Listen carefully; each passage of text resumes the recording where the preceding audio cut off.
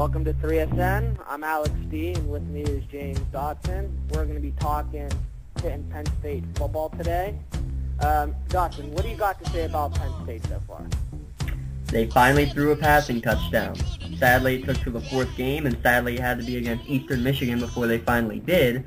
But the quarterback controversy, in my mind, should be over. Matt McGloin, far and away, outplayed Rob Bolden in their victory against Eastern Michigan, final score being 34-6. McGloin, 14 for 17, 220 yards, and 3 touchdowns. Rob Bolden, 7 for 13, 115 yards, a touchdown and a pick. And the thing about Bolden with his 115 yards, 71 of them came on one catch that went to Davon Smith for a touchdown, a play that, if I'm not mistaken, was originally ruled as a rush. So that's really not too padding on his stats. So that puts him down to about 30 yards passing. Bolden just does not run the offense as well. With McGloin in there, the offense has a better tempo, and everything just looks better for Penn State's offense. The only other big news of the day, Joe Paterno's down on the field again. You knew it was going to happen. You know he's not going anywhere. And Penn State will go into the into the Big Ten season with a 3-1 record, playing Indiana this week. Hopefully they can start 1-0 in the Big Ten. That's good stuff to hear. Yeah, I have to agree with you. At the beginning of the season, I was saying Rob Bolden should get the starting nod, but I think after last game, Matt McGloin definitely has the edge there. All right, so I guess in terms of the Panthers, I'm discouraged in what I've seen. They're 2-2. I think everyone expected them to win games against Buffalo and Maine. However, even those games were kind of tight. They lost the heartbreaker at Iowa when they were at one point up 27-3, and they find a way to lose that. And with Notre Dame having a lead going into the fourth quarter, and they find a way to lose that game as well. A couple things that stand out to me is why this team is suffering. The first thing, honestly, I think it is the defense. It is a transition to a new style of play. The linebackers haven't been playing well. The pass defense hasn't been playing well.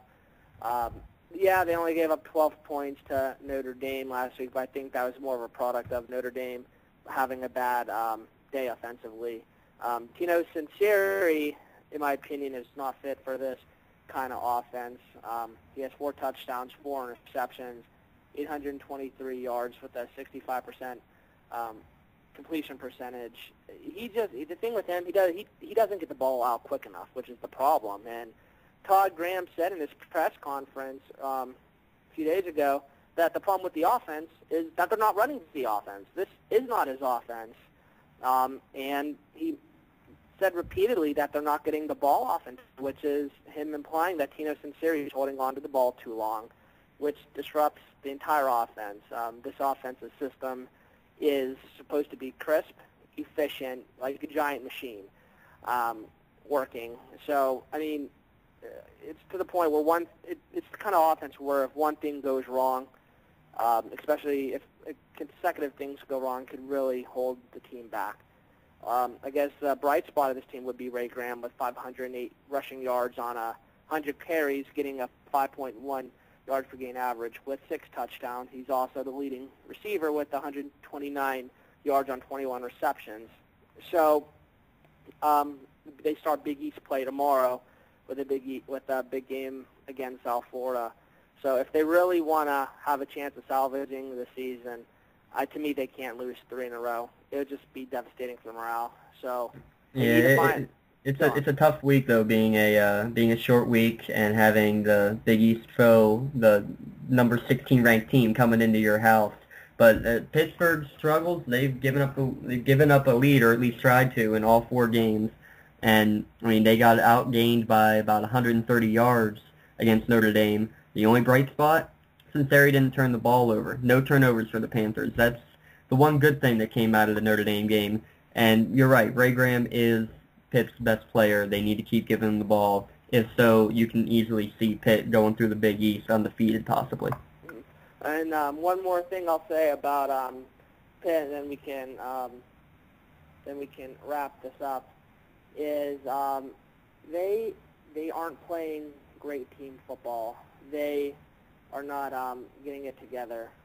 So if things can just, if they can play more like a team, they'll be fine. Todd Graham he has some questionable decisions. So decision making, I'm not sure. I don't agree with trying to run a sweep on the goal line to punch it in. They should be punching it in. I mean, it's okay, in my opinion, to line up with a fullback in the I formation and pound it in there. He's kind of too aggressive, in my opinion. I understand the whole purpose of high-octane football. 4th and 25 is a little beyond high-octane, but... Yeah, I mean, exactly. And when Tino's in series, your leading punter on the team, I don't know how I can feel about that. I'm not a big fan of this whole pooch punch system, or pooch punch system. So, this question, the last 6 years, it was all about being too conservative and losing games. This year, it seems like being too aggressive and losing games. So, same result, different theme, I guess. But that's all I've really got to say about Pitt. So, yeah, you're exactly right. Disappointing end, no matter whether it's Wani ball too conservative or Todd Graham ball of overly aggressive, costing you games. So that's just the way it is. Well, that about wraps it up here for Pitt and Penn State recaps here. And with the conference's schedule starting, hopefully both teams can pick it up a notch and we can see a couple keystone teams at the top of their respective conferences. So thank you, Alex, very much. And for all you out there, go Pitt, go Penn State.